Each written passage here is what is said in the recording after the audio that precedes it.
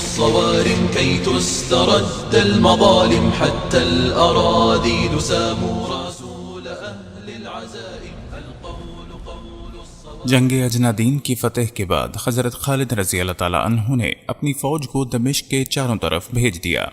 اہل دمشق اکٹھے ہو کر شہر کے اکابر کے پاس چلے گئے اور مشورہ کیا اس میں ہمیں کیا کرنا چاہیے. بعض نے صلح کا مشورہ دیا اور بعض نے کہا ہمیں بادشاہ کے داماد توما کے پاس جانا چاہیے. اگر اس کی رائے صلح کی ہوگی تو صلح کر لیں گے یا اس کو ساتھ لے کر اس کی حمایت میں ہم مقابلے کو نکلیں گے. توما نے کہا تم فکر نہ کرو، میں کل تمہارے ساتھ ہو کر ان سے لڑائی کے لیے نکلوں گا. ان کے سرداروں کو چن چن کر قتل کروں گا اور انہیں مار بھگا دوں گا، مگر میں چاہتا ہوں کہ تم میرے ساتھ ہو کر ایسی گھمسان کی لڑائی لڑو اور میرے قوت بازو ہو کر ایسی جان توڑ کوشش کرو جسے میں پسند کروں اور تم کامیاب ہو جاؤ. انہوں نے جواب دیا ہم آپ کے ساتھ بلکہ آپ سے آگے رہیں گے اور جب تک ہم میں سے ایک فرد بھی زندہ ہے اس وقت تک برابر لڑتے رہیں گے. اگلے دن صبح کو بادشاہ کا داماد توما اپنے دروازے سے نکلا. یہ شخص تمام دمشق میں نہایت عابد، زاہد، شجاع اور دانش مند مشہور تھا. کافروں کے شہروں میں اس سے زیادہ اور اپنے دین کا کوئی دوسرا زاہد اس کے برابر نہیں تھا. آج یہ اپنے محل سے اس ہیبت اور شان کے ساتھ نکلا کہ سب سے بڑی صلیب اس کے ہاتھ میں تھی. توما نے انجیل کے اوپر ہاتھ رکھ کر دعا مانگی اور آگے بڑھ کر مسلمانوں پر حملہ کر دیا. مسلمانوں نے سختی کے ساتھ اس کا مقابلہ کیا. توما کے آدمی پتھروں اور تیروں کا لگاتار میم برسا رہے تھے جس سے بہت سے مسلمان زخمی ہوئے. ان میں ایک حضرت ابان بن سعید رضی اللہ تعالیٰ عنہ بھی تھے جن کو ایک زہر بھرا تیر لگا اور وہ شہید ہو گئے. آپ کی شادی ابھی اجنادین کے مقام پر حضرت ام ابان بنت عتبہ سے ہوئی تھی. جس وقت انہوں نے اپنے شوہر کی شہادت کے متعلق سنا تو ان کے لاش کے پاس کھڑے ہو گئی اور قسم کھائی کہ میں بھی اس قدر جہاد کروں گی کہ تم سے ملوں گی. میں نے اپنے اوپر حرام کر دیا کہ تمہارے بعد مجھے کوئی مس کرے. میں نے اپنی جان کو خداوند کے راستے میں وقف کر دیا ہے. میں تم سے بہت جلد ملوں گی. اس کے بعد آپ نے تلوار اٹھائی اور لشکر میں شریک ہو گئیں. آپ بہت اچھی تیر انداز تھیں. جب آپ نے حضرت شرجیل بن حسنہ پر توما کو حملہ کرتے ہوئے دیکھا تو آپ نے دریافت کیا یہ کون ہے؟ مسلمانوں نے کہا یہی ہے بادشاہ کا داماد اور آپ کے شوہر کا قاتل ام ابان رضی اللہ تعالی عنہا. یہ سنتے ہی اس کی طرف جھپٹی اور ایک تیر اس کی طرف چھوڑا جو سیدھا اس کی دائیں آنکھ میں اترتا چلا گیا. تیر کھاتے ہی یہ چلاتا ہوا پیچھے چلا گیا. ادھر حضرت ام ابان نے دوسرے تیر کا ارادہ کیا تھا کہ کچھ رومی ان کی طرف لپکے اور بعض نے خدا کے دشمن توما کو ڈھالوں کی پناہ میں لے لیا. توما کے سپاہیوں نے اس کے تیر کو نکالا اور اسے آرام کرنے کو کہا، لیکن توما اور غضبناک ہو گیا اور اس نے کہا اب وہ مسلمانوں کو نہیں چھوڑے گا. اس نے قمر کسی تلوار ہاتھ میں لی اور اپنے ساتھیوں سے کہا جس نے میرا ساتھ دینا ہو اور جس نے بیٹھنا ہو بیٹھ جائے. میں اب مقابلے کو نکلوں گا اور دشمن کو دفع کر کے اپنے دل کو تسلی دوں گا. رومی بھی اس کے پیچھے پیچھے نکل پڑے جو مسلمانوں پر سخت حملہ آور ہوئے اور مسلمانوں کو کافی نقصان پہنچایا. حضرت شرجیل نے حضرت خالد رضی اللہ تعالیٰ عنہ کے پاس پیغام بھیجا کہ توما کے ہاتھ سے ہمیں کافی نقصان اٹھانا پڑ رہا ہے، نیز ہمارے مورچے پر سب سے زیادہ ہنگامہ آرائی ہے. آپ ہماری کمک کے لیے کچھ آدمی روانہ کریں. حضرت خالد نے پیغام بھیجا کہ میں اور حضرت سرار تمہارے قریب ہی ہیں، اپنے محاذ پر ڈٹے رہو. حضرت شرجیل سارا دن بہادری کے ساتھ لڑے حتیٰ کہ شام ہو گئی اور لشکر پیچھے ہٹ گئے. رات کے وقت توما نے اپنے ساتھیوں کو اکٹھا کیا اور کہا مسلمان اس وقت غفلت میں سو رہے ہوں گے.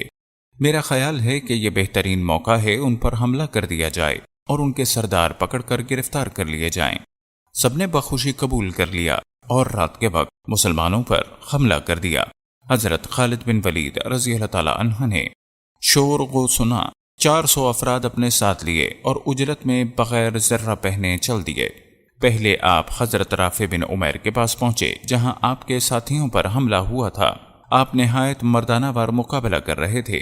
حضرت خالد نے پہنچتے ہی ایک حملہ کیا اور بہت سے رومیوں کو مار ڈالا. توما نے حضرت شرجیل کے قافلے پر حملہ کیا تھا اور کافی مسلمانوں کو زخمی کر دیا تھا.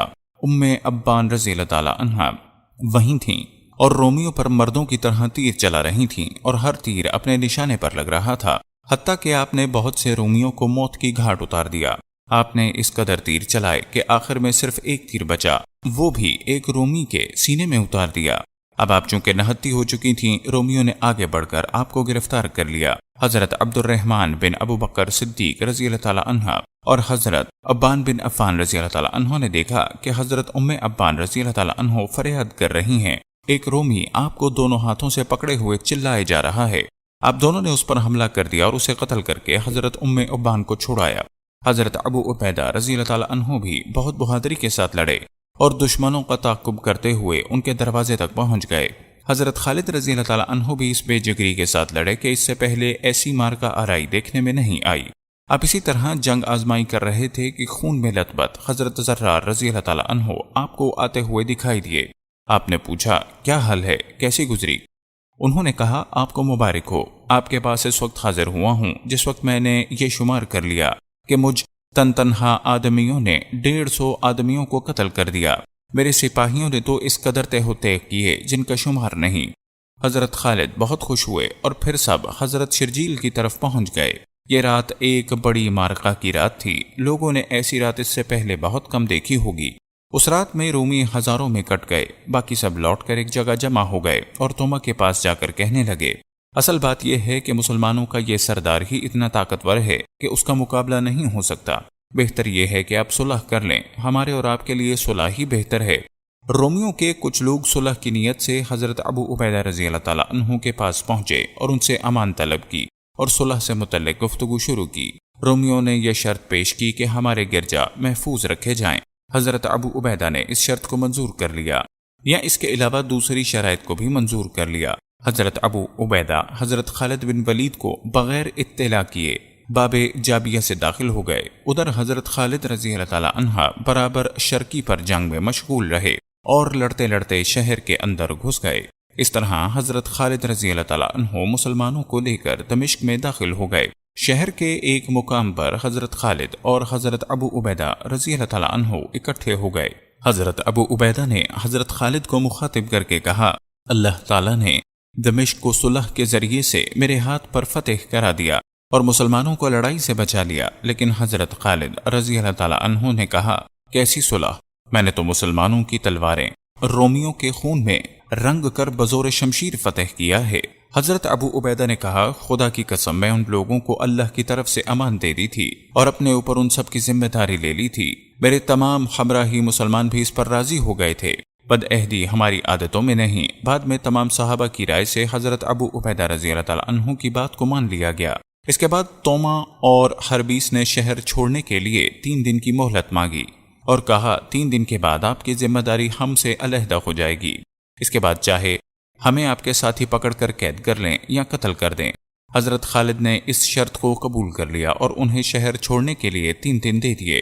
اس کے بعد رومی اپنا سارا ساز و سامان لے کر بادشاہ ہرکولیس کی طرف چل پڑے، لیکن حضرت خالد ان کے یوں چلے جانے سے خوش نہیں تھے اور وہ چاہتے تھے کہ 3 دن کے بعد وہ پھر ان کا پیچھا کریں اور ان خدا کے دشمنوں کو مٹا دیں یا قید کر لیں۔ لہٰذا حضرت خالد نے 4 دن کے بعد اپنے ساتھ 4000 کا لشکر لیا اور ان کا پیچھا شروع کر دیا اور بالآخر انہیں ایک مقام پر جا لیا۔ مسلمانوں کا لشکر آتا دیکھ کر توما نے اپنا 5000 کا لشکر لڑائی کے لیے تیار کر لیا اور میدان میں آمنے سامنے آ گئے۔ توما جب حضرت خالد سے سامنے ہوا تو آپ نے ایک نیزہ مارا جو اس کے آر پار ہو گیا اور چکرا کر زمین پہ آ رہا۔ ساتھ ہی آپ کے ساتھیوں نے اس کے حامیوں کو تہ تہ کرنا شروع کر دیا۔ حضرت عبد الرحمن بن ابی بکر صدیق رضی اللہ تعالی عنہ نے توما کو اوندھے منہ گرتے دیکھا، اس کی طرف بڑھے اور فوراً اس کے سینے پر چڑھ کر اس کا سر قلم کر دیا۔ اس کے بعد آپ نے سر کو نیزے کی نوک پر رکھ کر بلند کیا، مسلمانوں کو آواز دی اور فرمایا، خدا کا دشمن قتل ہو چکا ہے۔ زیادہ تر رومی مارے گئے اور باقی قید ہو گئے۔ ان میں بادشاہ ہرکولیس کی بیٹی بھی تھی جس کے آپ نے ہدیہ کے طور پر آزاد کر کے بادشاہ کی طرف بھیج دیا اور پھر آپ واپس دمشق آ گئے۔ قول الصوارم كي تسترد المظالم حتى الأراذيل ساموا رسول أهل العزم العزائم. القول قول الصوارم كي تسترد المظالم، حتى الأراذيل ساموا رسول أهل العزائم. ما دنسوا لحمانا لو طوقته الضراغم، حثالة البغي